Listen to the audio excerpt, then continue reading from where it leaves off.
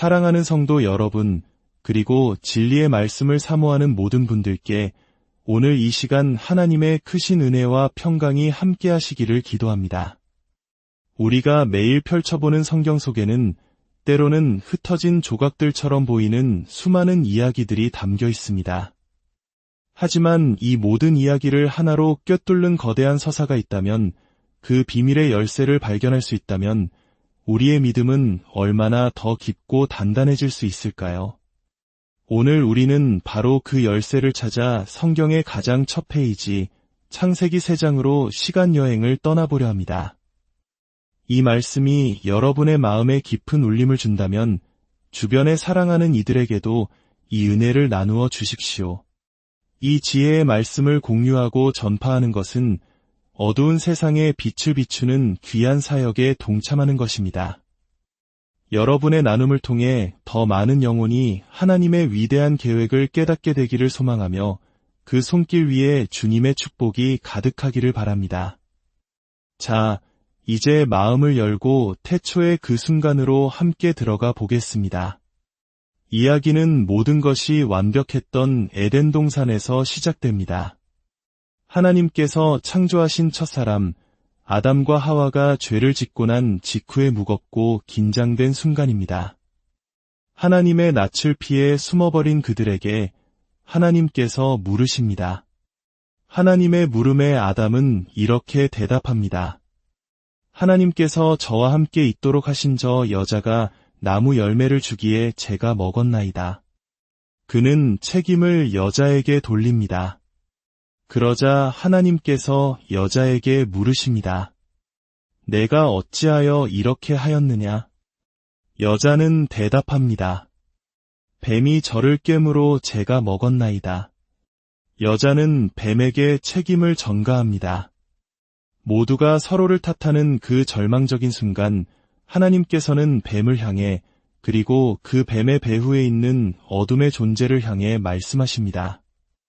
인류 역사상 가장 중요한 첫 번째 약속의 말씀입니다.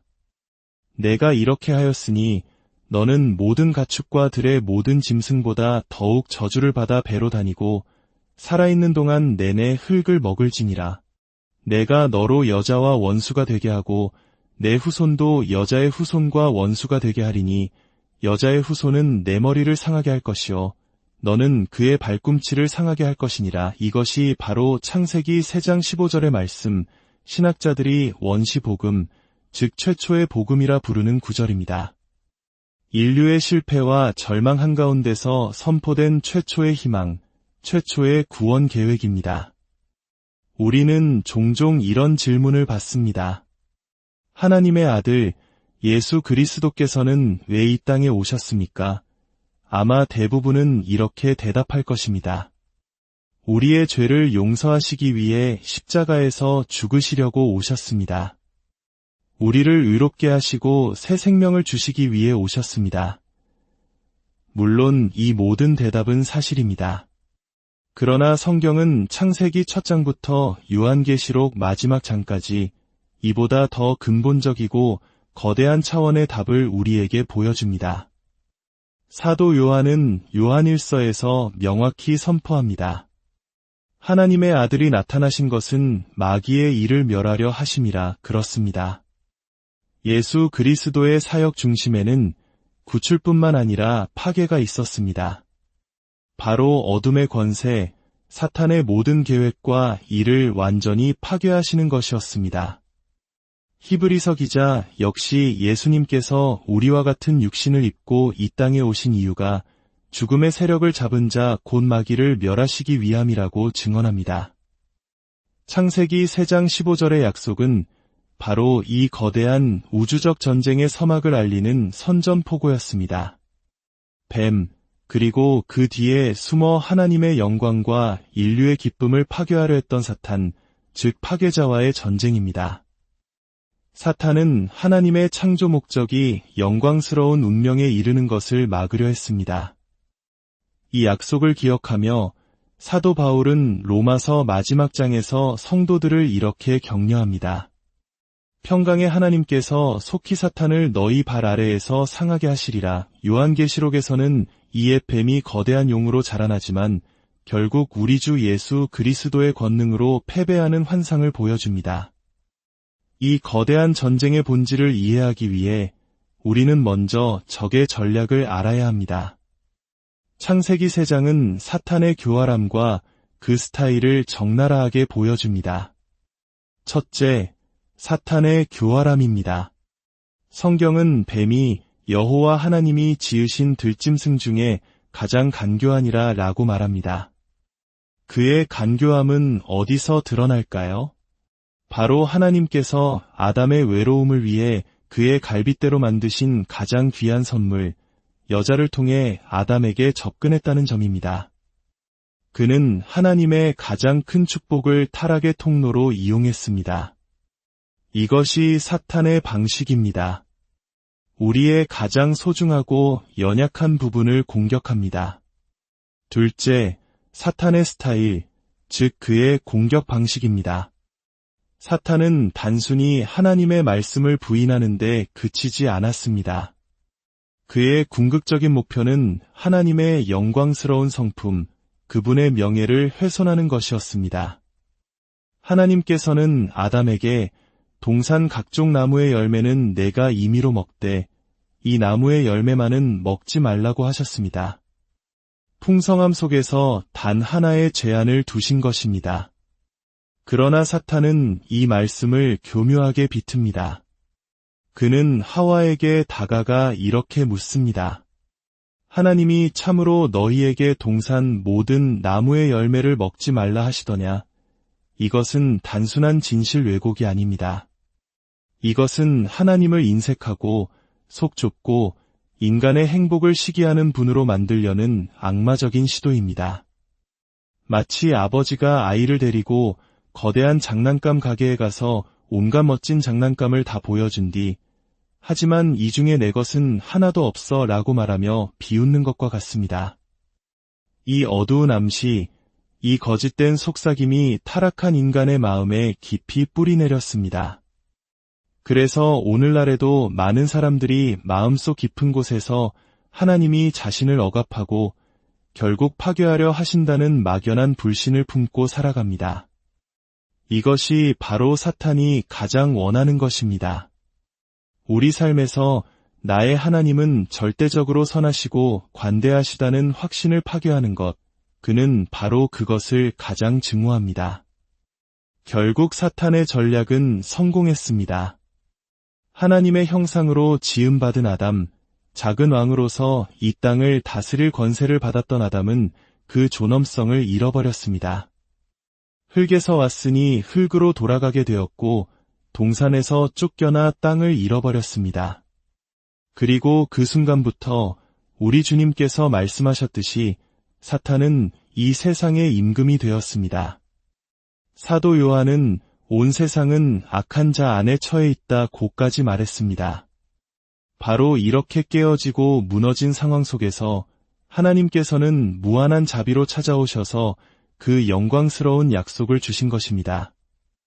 여자의 후손이 내 머리를 상하게 할 것이요 너는 그의 발꿈치를 상하게 할 것이니라. 어떤 이들은 성경 전체가 바로 이 창세기 3장 15절이라는 단 하나의 약속을 설명하기 위한 거대한 각주와 같다고 말합니다.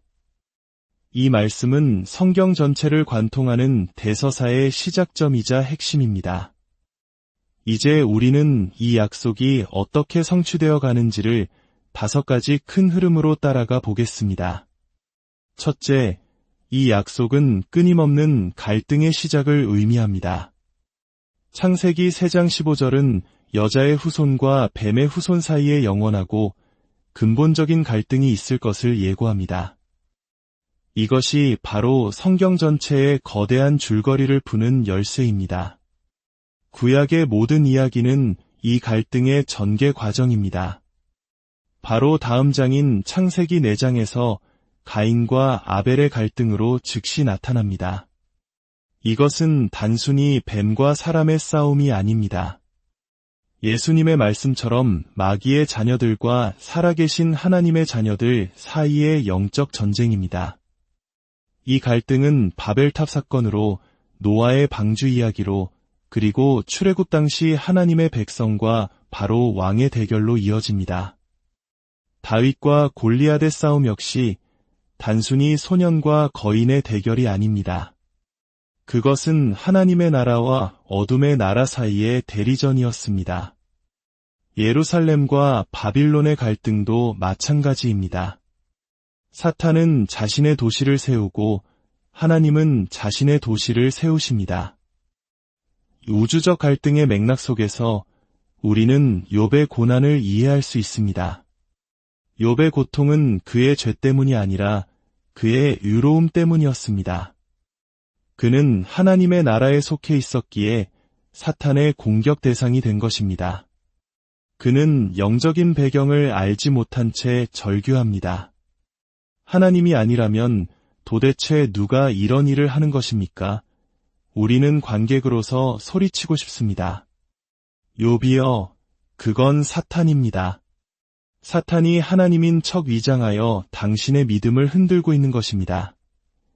둘째, 이 약속은 위대한 구원자에 대한 보증입니다. 하나님의 백성들은 이 약속이 속히 성취되기를 고대했습니다. 하와는 첫아들 가인을 낳고 내가 여호와로 말미암아 득남하였다고 말하며 혹시 이 아이가 그 약속의 후손이 아닐까 기대했습니다. 노아의 아버지 라멕은 아들의 이름을 안식이라는 뜻의 노아로 지으며 그가 저주받은 땅에서 우리를 위로할 것이라 기대했습니다. 물론 그들은 약속된 구원자가 아니었습니다. 하지만 하나님께서는 노아를 통해 보여주신 구원의 사건을 통해 장차 오실 진정한 구원자가 어떻게 일하실 것인지에 대한 그림을 보여주셨습니다. 마침내 하나님은 아브라함에게 약속을 구체화하십니다. 내 씨로 말미암아 천하 만민이 복을 받으리라. 창세기 3장의 후손과 연결되는 씨라는 단어는 매우 중요합니다. 창세기 3장의 저주와 정반대되는 축복이 그의 씨를 통해 올 것이라는 약속입니다. 이후 구약 전체는 앞으로 오실 구원자의 모습을 다양한 그림과 예언으로 조금씩 더 선명하게 보여줍니다. 이삭을 대신한 순양, 멜기세덱의 반차를 따르는 제사장, 모세와 같은 선지자, 다윗과 같은 왕, 고난받는 종. 마치 어두운 방에 하나님께서 순간적으로 불을 켰다 끄시는 것처럼 희미하지만 분명하게 구원자의 윤곽이 드러납니다. 그 모든 약속의 정점에는 예수 그리스도가 서 계십니다. 셋째, 이 약속은 적대감의 절정을 향해 나아갑니다. 창세기 3장 15절은 두 차원의 싸움을 예고합니다. 하나는 여자의 후손 전체와 뱀의 후손 전체 사이의 지속적인 싸움입니다. 다른 하나는 더 직접적인 한 인격과 한 인격의 정면 대결입니다. 그는 내 머리를 상하게 할 것이요 너는 그의 발꿈치를 상하게 할 것이니라. 이것은 바로 우리 주 예수 그리스도와 사탄의 직접적인 싸움을 가리킵니다. 예수님의 공생의 전체가 바로 이 전쟁의 이야기입니다.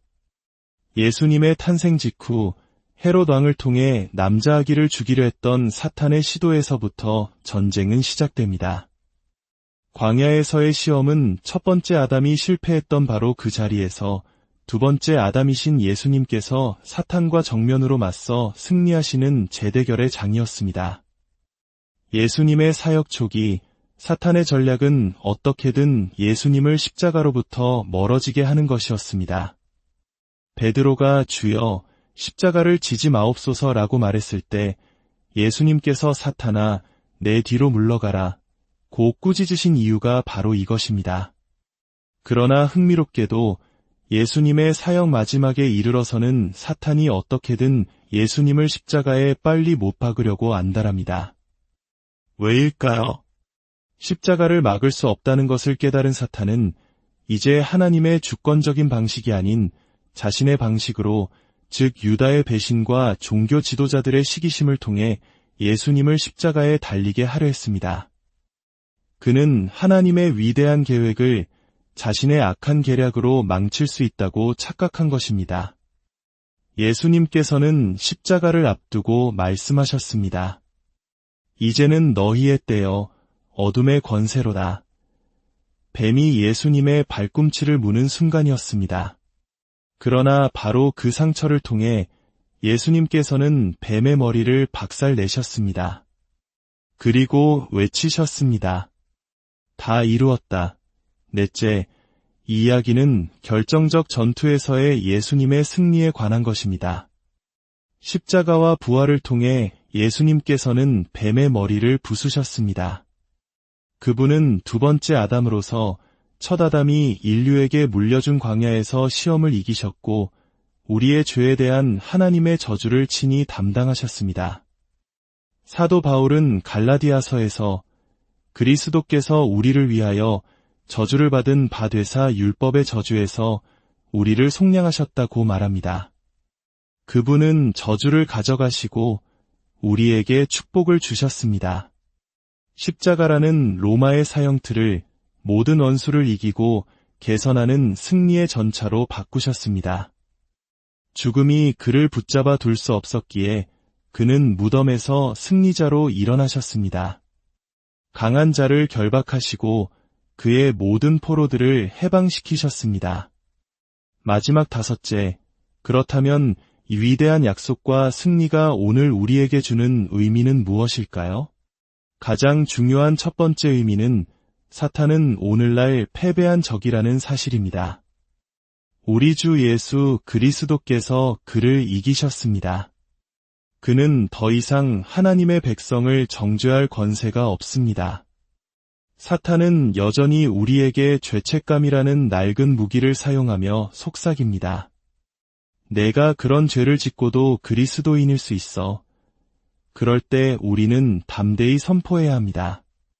나의 구원자 그리스도께서 이미 죽으심으로 나의 모든 죄값을 치르셨고 저주를 담당하셨다. 또한 우리는 더 이상 죽음을 두려워하지 않습니다. 예수님께서 죽음의 권세를 잡은 자, 마귀를 파괴하셨기 때문입니다. 창세기 3장 15절에서 시작된 이 장엄한 이야기는 요한계시록에서 뱀이 불못에 던져지는 것으로 그 그림을 완성합니다. 그리고 사도 바울은 고린도전서 15장에서 그 교리적 완성을 이렇게 설명합니다. 아담 안에서 모든 사람이 죽은 것 같이 그리스도 안에서 모든 사람이 삶을 얻으리라.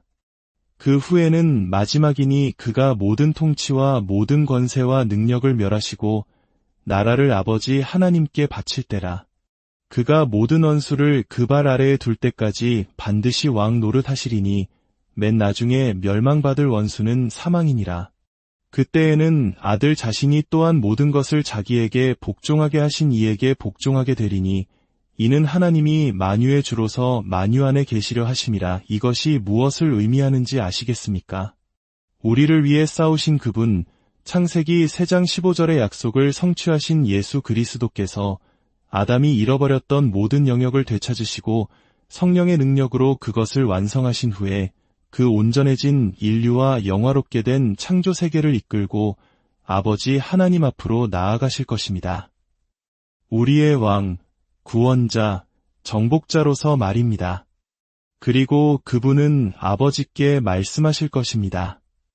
아버지, 여기 우리가 있습니다. 아담의 모든 자녀들이 이 구속받은 창조 세계를 사랑의 선물로 아버지께 드립니다. 그날 예수 그리스도와 그 뒤에 선 모든 성도들은 무릎을 꿇고 영원히 주님을 경배할 것입니다. 그리고 뱀, 곧 사탄은 영원한 불못에 던져질 것입니다. 하나님께서 오늘 우리에게 이 놀라운 약속의 경이로움을 깊이 깨닫는 은혜를 주시기를 원합니다. 함께 기도하겠습니다. 하늘에 계신 우리 아버지, 우리 마음을 다해 예수 그리스도 앞에 무릎 꿇기를 원합니다. 먼저는 우리의 구원자여 구속자이신 주님 앞에 경배하며 그 후에는 주님의 인성과 영원히 연합하여 아버지께서 우리 머리에 씌워주신 축복의 면류관을 다시 아버지께 돌려드리기를 원합니다. 오 하나님, 사탄이 자신의 왕국을 재건하려 발버둥치는 이 깨어지고 악한 세상 속에서 예수 그리스도께서 온 땅 가운데 영광 받으실 그날이 속히 오게 하옵소서. 물이 바다를 덮음같이 아버지의 영광과 위엄과 능력이 온 땅에 가득하게 될 그날을 앞당겨 주옵소서. 우리 주 예수 그리스도의 이름으로 기도합니다.